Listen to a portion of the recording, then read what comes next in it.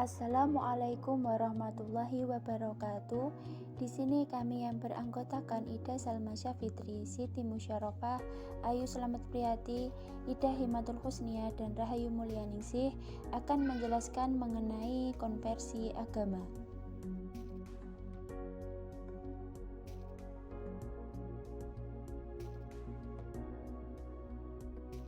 Pengertian dari konversi agama.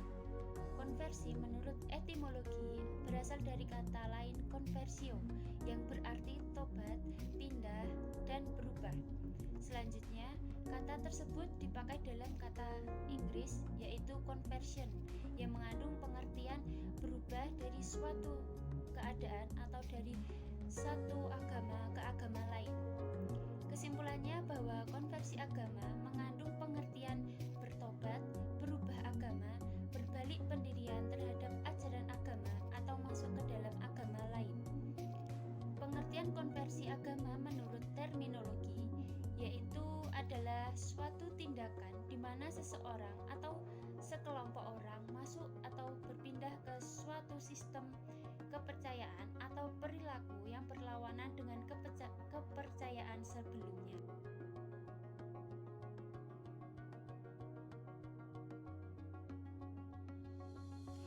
Yang selanjutnya mengenai ciri-ciri seseorang yang melakukan konversi agama.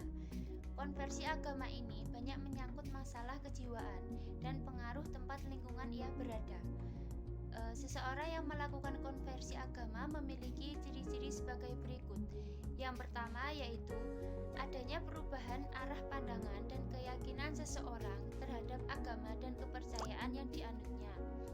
Kemudian yang kedua yaitu perubahan yang terjadi dipengaruhi oleh kejiwaan, sehingga perubahan dapat terjadi secara berproses atau bisa secara langsung ataupun bisa secara mendadak. Yang ketiga yaitu perubahan tersebut bukan hanya berlaku bagi perpindahan kepercayaan dari suatu agama ke agama lain, tetapi juga termasuk perubahan pandangan terhadap agama yang dianutnya sendiri. Kemudian yang terakhir yaitu selain faktor kejiwaan dan kondisi lingkungan, maka perubahan itu pun disebabkan oleh faktor petunjuk dari Yang Maha Kuasa.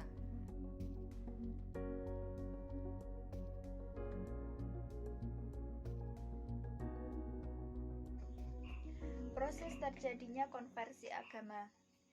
Proses konversi agama ini dapat diumpamakan seperti proses pemugaran sebuah gedung atau bangunan lama yang dibongkar dan pada tempat yang sama didirikan bangunan baru yang lain sama sekali dari bangunan sebelumnya.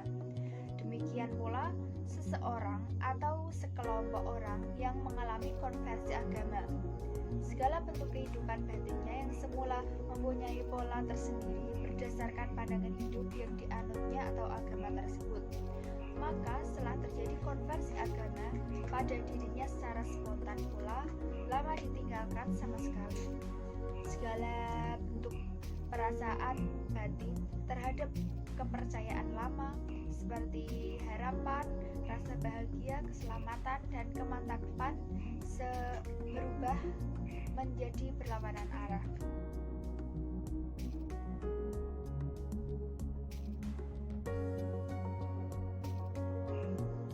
Menyebutkan bahwa konversi agama mengandung dua unsur, yaitu yang pertama unsur dari dalam diri, yaitu proses perubahan yang terjadi dalam diri seorang atau sekelompok. Konversi yang terjadi dalam batin ini membentuk satu kesadaran untuk mengadakan suatu transformasi disebabkan oleh krisis yang terjadi dan keputusan yang diambil seseorang berdasarkan pertimbangan pribadi. Proses ini terjadi menurut gejala psikologis yang bereaksi dalam bentuk hancurnya struktur psikologis yang lama, dan seiring dengan proses tersebut muncul pula struktur psikologis baru yang dipilih. Selanjutnya yaitu poin B, unsur dari luar, yaitu proses perubahan yang berasal dari luar diri seseorang atau kelompok, sehingga mampu menguasai kesadaran orang atau kelompok yang bersangkutan. Kedua unsur tersebut kemudian mempengaruhi kehidupan batin untuk aktif berperan. Mempengaruhi kehidupan batin untuk aktif berperan tersebut memilih menyelesaikan yang mampu memberikan ketenangan batin kepada yang bersangkutan tersebut. Jadi di sini terlihat adanya pengaruh motivasi dari unsur tersebut terhadap batin seseorang. Jika pemilihan tersebut sudah serasi dengan kehendak batin, terciptalah suatu ketenangan.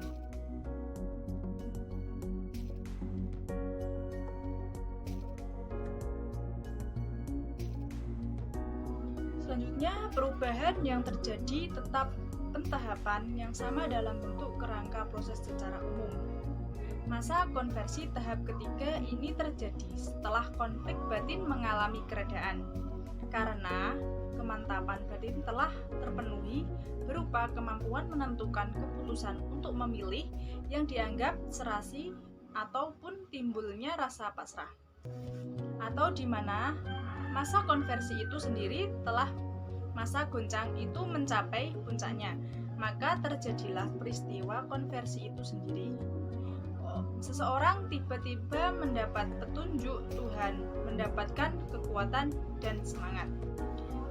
Masa tenang dan tentram. Masa tenang dan tentram yang kedua ini berbeda dengan tahap sebelumnya. Jika pada tahap pertama keadaan itu dialami karena sikap yang acuh tak acuh, maka ketenangan dan ketentraman pada tahap ini ditimbulkan oleh kepuasan terhadap keputusan yang sudah diambil. Setelah krisis konversi lewat dan masa penyerahan dimulai, maka timbulnya perasaan atau kondisi jiwa yang baru, rasa aman di hati. Tiada lagi dosa yang tidak diampuni Tuhan, tiada kesalahan yang patut disesali. Semuanya telah lewat, segala persoalan menjadi enteng dan terselesaikan. Yang terakhir yaitu masa ekspresi konversi sebagai ungkapan dari menerima terhadap konsep baru dalam ajaran agama yang diyakini tadi. Maka tindak tanduk dan sikap hidupnya diselaraskan dengan ajaran peraturan agama yang dipilihnya tersebut.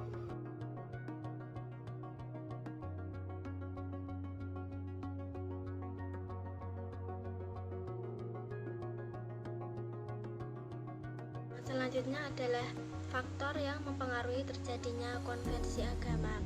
Para ahli mengatakan bahwa yang menjadi faktor pendorong terjadinya konversi agama adalah petunjuk ilahi. Pengaruh supernatural berperan secara dominan dalam proses terjadinya konversi agama pada diri seorang atau kelompok. Para ahli sosiologi juga berpendapat bahwa yang menyebabkan terjadinya konversi agama adalah pengaruh sosial. Pengaruh sosial yang mendorong terjadinya konversi itu terdiri dari adanya berbagai faktor, antara lain sebagai berikut. Yang pertama ada pengaruh hubungan antar pribadi baik pergaulan yang bersifat keagamaan maupun non-agama. Yang kedua ada pengaruh kebiasaan yang rutin. Dan ketiga ada pengaruh anjuran atau propaganda dari orang-orang yang terdekat. Yang keempat, pengaruh perkumpulan berdasarkan hobi. Yang kelima, pengaruh kekuasaan pemimpin. Terus para ahli psikologi berpendapat bahwa yang menjadi pendorong terjadinya konversi adalah faktor sosiologis yang ditimbulkan oleh faktor inter maupun eksternal. Dalam uraian William James yang berhasil meneliti pengalaman berbagai tokoh yang mengalami konversi agama menyimpulkan sebagai berikut. Yang pertama, konversi agama terjadi karena adanya suatu tenaga jiwa yang menguasai pusat kebiasaan seorang sehingga pada dirinya muncul persepsi baru dalam bentuk suatu ide yang bersemi secara mantap. Yang kedua, konversi agama dapat terjadi karena suatu krisis ataupun secara mendadak atau tanpa proses. Berdasarkan gejala tersebut, maka dengan meminjam istilah yang digunakan oleh Stabuk Jalaluddin membagi konversi agama menjadi dua tipe, yaitu pertama ada tipe volitional atau perubahan bertahap. Konversi agama tipe ini terjadi secara berproses sedikit demi sedikit, sehingga menjadi seperangkat aspek dan kebiasaan rohaninya yang baru. Konversi yang seperti itu sebagian besar terjadi sebagai suatu proses perjuangan batin yang ingin menjauhkan diri dari dosa karena ingin mendatangkan suatu kebenaran. Yang B ada tipe self surrender atau perubahan drastis. Konversi agama tipe ini adalah konversi agama yang terjadi secara mendadak seseorang. Baik, sekarang saya akan menjelaskan faktor yang mempengaruhi terjadinya konversi agama.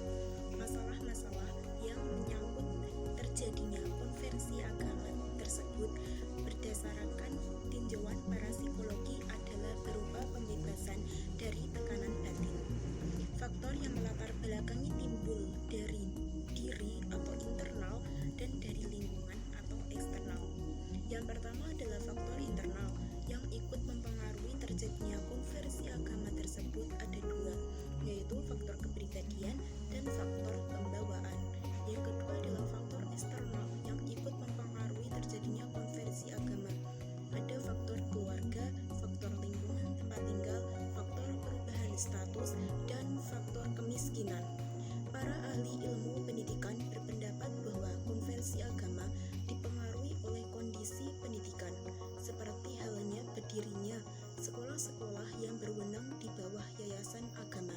Tentunya itu mempunyai tujuan keagamaan pula. Sekian pemaparan materi tentang konversi agama. Semoga mudah dipahami dan semoga bermanfaat. Wassalamualaikum warahmatullahi wabarakatuh.